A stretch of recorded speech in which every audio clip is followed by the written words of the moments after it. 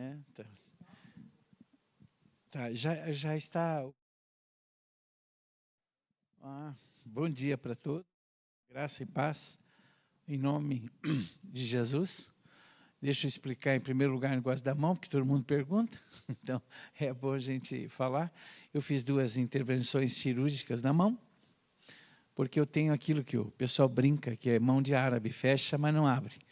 Então, é o chamado dedo do gatilho, né? Que fecha o dedo, mas ele não volta. Aí eu fiz a cirurgia, mas estou bem. Se Deus quiser, terça-feira eu tiro o gesso. Nós vamos falar de um assunto hoje do avivamento. Eu estou falando sobre ondas do avivamento. E hoje é um dos dias mais importantes para que você possa entender a história do pentecostalismo. Da onde vieram os pentecostais, qual o movimento pentecostal que gerou hoje a presença de mais de 600 milhões de pentecostais no mundo hoje, que é o movimento chamado da Casa Azusa, que ocorreu em Los Angeles, nos Estados Unidos, 2006, 2007, 2008. 1906, 1907, 1908, que acabou surgindo, e hoje tudo que nós dizemos em termos de pentecostais ou pentecostalismo, todas as igrejas, né, a mais conhecida de todas, que foi que começou nesse movimento, é a Assembleia de Deus. Né? Hoje, no mundo, o país que mais tem pentecostais é o Brasil. É o grupo de maior, eles chegam praticamente a mais de 30 milhões no nosso país, né, principalmente os assembleianos. Só que a partir de um movimento que a gente vai ver dentro dessas ondas, nós vamos trabalhar também com o chamado neopentecostalismo. Foi os movimentos que surgiram depois desses movimentos, né? Onde surge o que vocês conhecem hoje, a Universal, a Igreja do Apóstolo Valdomiro, são igrejas chamadas neopentecostais, mas um movimento tradicional, original e histórico, da onde surgiu, né, esse movimento, foi da Casa Azusa. Para entendermos também, amados, nós temos que estar aberto a Bíblia no Atos 2, que foi o dia da descida do Espírito Santo. Você que está em casa, eu gostaria muito, que é muito importante você abrir o texto agora, dá um jeitinho aí, ou no celular, ou com a Bíblia mesmo de papel, como se diz, né? Você abre. Por quê? O que você vai ver? Nós vamos ver algo que temos que entender com muita claridade. Eu vou tentar explicar, muitas dúvidas vão surgir. Nós temos que entender esse acontecimento como um acontecimento praticamente igual do que aconteceu naquele dia. Aquilo que está registrado em Atos, que está registrado ali no Atos capítulo 2, exatamente aquilo que aconteceu no início da igreja, no derramar do Espírito, no Pentecostes, que a gente fala, que foi no dia de Pentecostes, na comemoração da festa judaica, foi exatamente o que ocorreu na Casa Azusa. E um dos elementos mais importantes desse movimento, desse acontecimento, é o dom de línguas. Foi a manifestação de línguas, que dá tanto problema, tanta discussão, tantos pormenores, né, que se fala por aí, e a ponto, né, de realmente termos até heresias a respeito desse assunto. Então, esse Pentecostes, nós temos que entender a partir do Atos 2, né, vocês estão abertos lá, antes de falarmos da Casa Azusa. A vinda do Espírito Santo no dia de Pentecostes. Chegando o dia de Pentecostes, estavam todos reunidos em um só lugar, e de repente veio do céu um som como de um vento muito forte, e encheu toda a casa na qual estavam assentados. E viram o que parecia línguas de fogo, que se separaram e pousaram sobre cada um deles. Todos ficaram cheios do Espírito Santo e começaram a falar noutras línguas conforme o Espírito capacitava. Havia em Jerusalém judeus devotos de Deus vindo de todas as nações do mundo. Então, todas as nações, então todo o mundo habitado tinha alguém representando lá. Ouvindo-se o som, ajuntou-se uma multidão que ficou perplexa, pois cada um os ouvia falar em suas próprias línguas. Atônitos e maravilhados, eles perguntavam: acaso não são galileus todos esses homens que estão falando? Então, como os ouvimos, cada um de nós, em nossa própria língua materna? Partos, medos, elamitas, habitantes da Mesopotâmia, Judeia, Capadócia, do Ponto, província da Ásia, Frígia, Panfilha, Egito e das partes da Líbia, próxima de Cirene, visitantes vindo de Roma, tanto judeus como convertidos ao judaísmo, cretenses e árabes. Nós também estávamos lá, tá? Nós os ouvimos declarar as maravilhas de Deus em nossa própria língua. Amados, deixa eu começar do fim. Toda a manifestação manifestou-se para quê? Para revelar as maravilhas de Deus, não dos homens. Tem que deixar muito em evidência isso. A ênfase era a glorificação do nome de Deus. A ênfase era a revelação da palavra de Deus. Tudo isso que aconteceu ali, agora a gente vai falar um pouquinho da Casa Azusa. E vocês vão achar que está sendo que era o relato na Casa Azusa do que aconteceu em Atos. Vamos orar, porque é um momento muito importante e muitas coisas eu vou precisar esclarecer. Deus eterno, te agradeço pela oportunidade, te agradeço pela tua palavra, te agradeço por essas aulas sobre avivamento, te agradecemos pelas ondas de avivamento que o Senhor tem manifestado na história, te agradecemos pela expectativa que nós temos desse avivamento aqui dentro da nossa própria igreja. Nós temos visto o teu Espírito agindo, queremos que isso possa ocorrer de forma total, ampla, no grupo, Senhor, no povo, como um manifestar vivo da tua presença. Em nome de Jesus pedimos, Senhor, isso. Abençoa-nos no transcorrer e nos esclarecimentos e nas tantas dúvidas que as pessoas têm, em nome de Jesus. Amém. Queridos, quando a gente fala da Casa Azusa, nós temos que primeiro lembrar, lógico, dos Estados Unidos, Los Angeles, que vai ser o lugar, mas as coisas não começaram desta forma. Nós vemos pessoas que foram sendo tocadas por Deus, e toda a ação de Deus nessas pessoas veio com o falar em línguas. Esse que é a marca desse movimento, dessa ação de Deus, né? Então, o movimento que houve, onde cada vez que o Espírito se manifestava, ele manifestava com línguas. Essa língua nós temos que tomar também outro cuidado. Por quê? Porque existe uma diferenciação de glossolalia, que são essas línguas estranhas, né? Onde as pessoas separam como línguas estrangeiras, que, na verdade, se viu que ele cita todos os povos que estavam ali presentes, né? Haviam pessoas presentes ali que eram de todas as nações. Eu não sei bem se o milagre foi na boca, se foi no ouvido, porque eles ouviam na sua própria língua, mas houve uma ação de Deus que os povos começaram a entender na língua deles. Só que quando nós vamos para Coríntios, e o texto fala de dom de línguas, nós cremos vivamente que ali existe uma chamada língua estática, isto é, ininteligível, com necessidade de interpretação. Eu já vi casos de pessoas que estavam sentadas sem entender, por exemplo, o inglês, o pregador pregando em inglês, e a pessoa que está sentada, nunca ouviu, começou a entender antes do tradutor.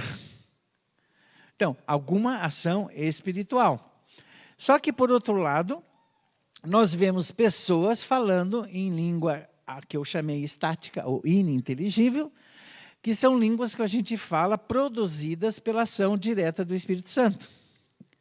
Só que daí nós temos todo um texto na Bíblia, 1 Coríntios 14, principal, para não trazer confusão na igreja. Então, não se abra a boca sem interpretação. Né? Eu sempre digo, pode falar em línguas na Igreja Batista, mas trate de interpretar, porque a gente quer que a Bíblia seja, né, esclarecida e realmente possa ser cumprida.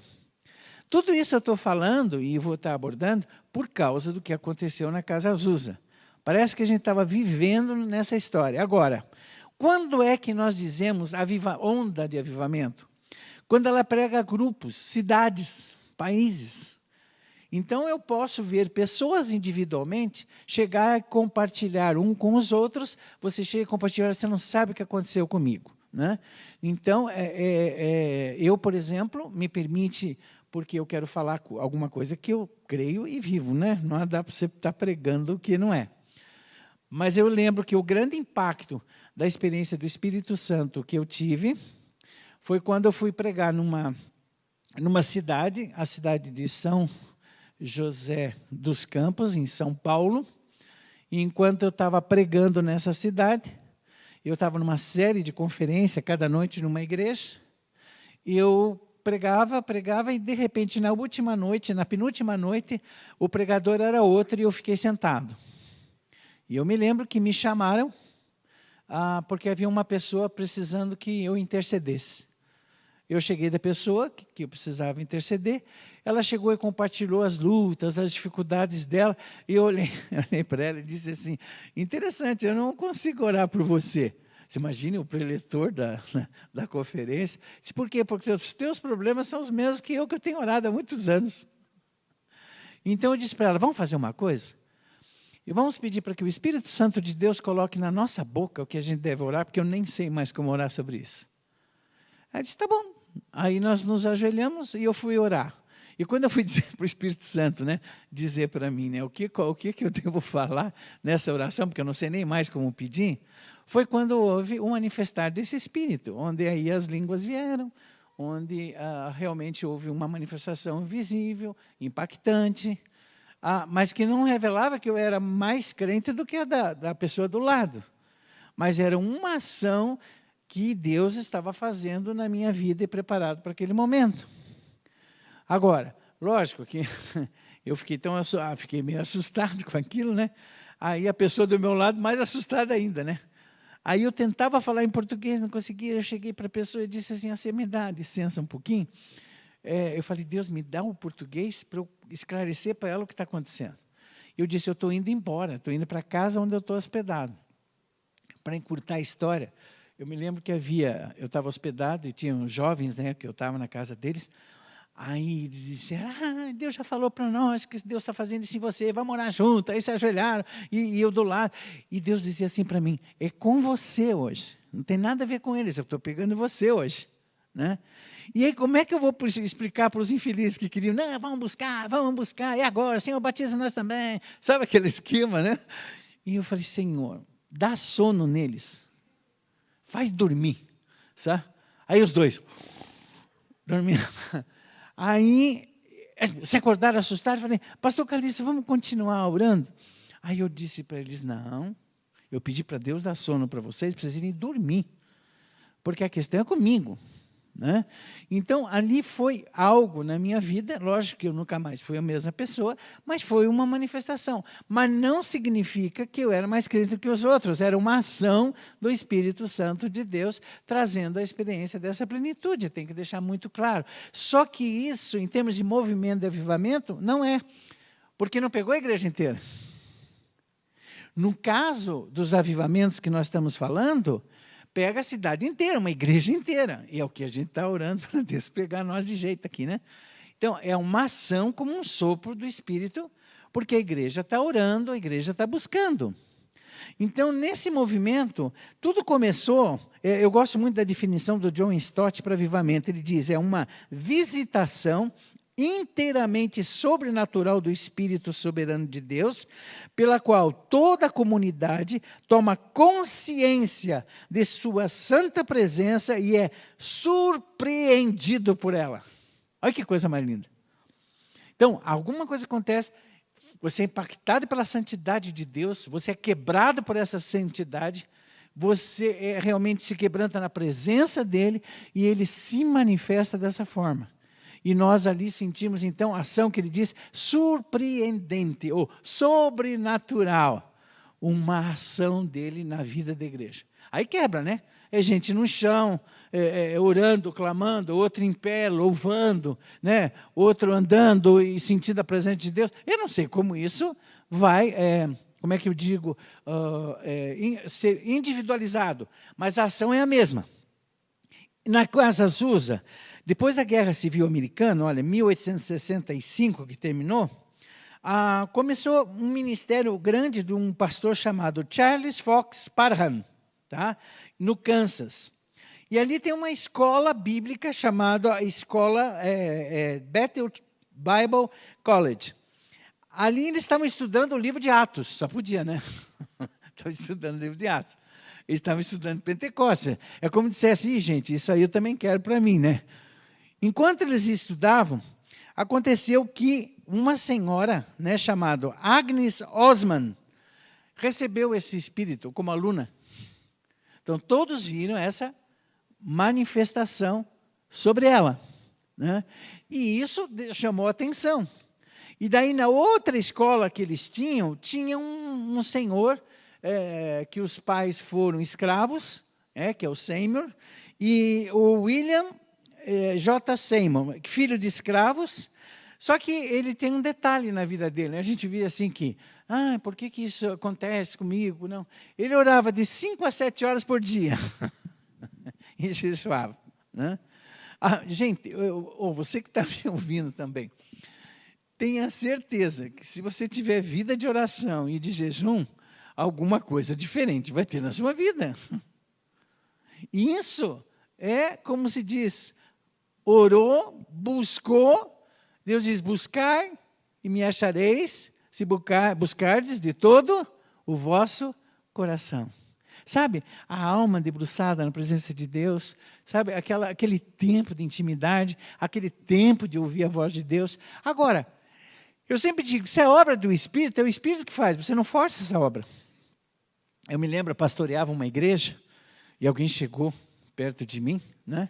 Chegou perto de mim, sentou, né, e disse, pastor, era membro da igreja, Deus vai cobrar de você. Vai cobrar o quê? Porque você não está permitindo a obra do Espírito Santo na vida desta igreja. Eu olhei bem para ele e disse assim, interessante.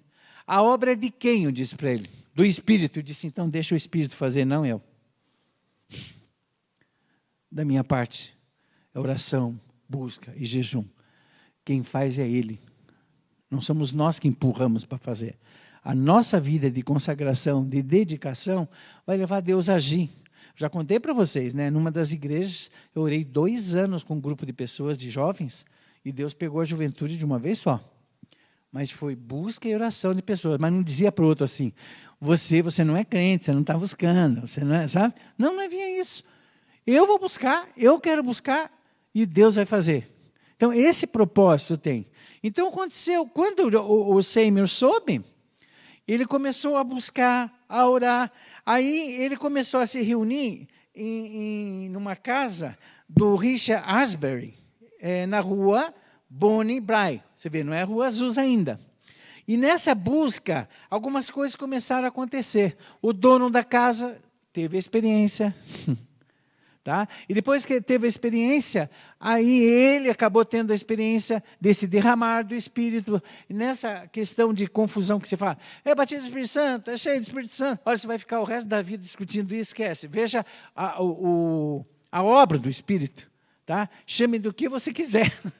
Mas, na realidade, é um manifestar profundo, diferencial, que produz resultados diferenciais.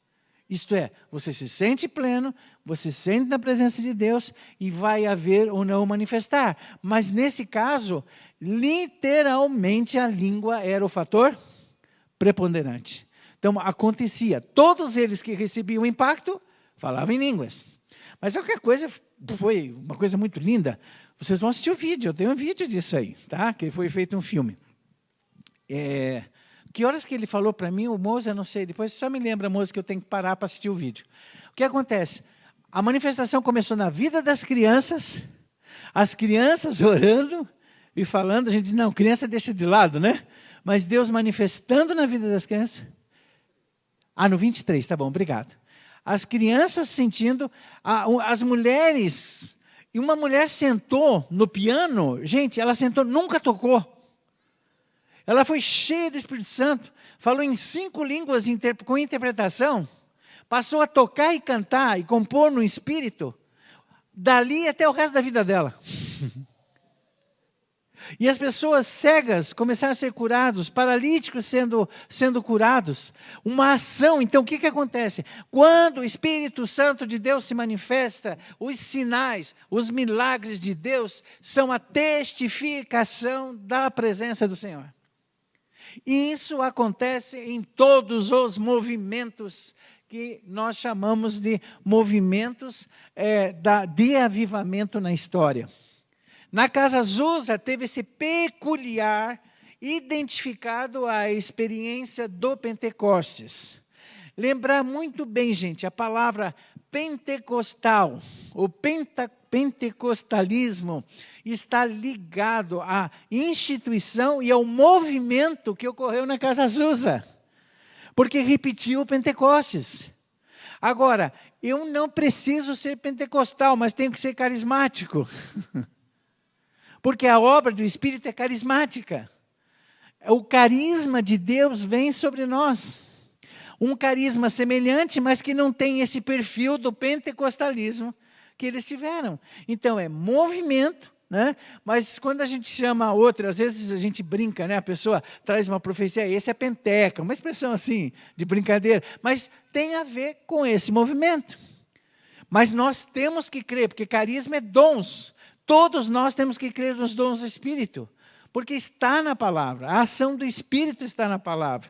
E o movimento, como eu disse, aquela mulher nunca tocou antes, 5 línguas, né, manifesta.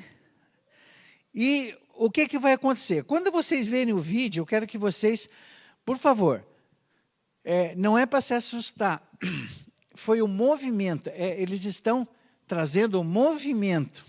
Então, vocês vão ver eles falando em línguas, tá? Eles correndo, crianças, ela tocando.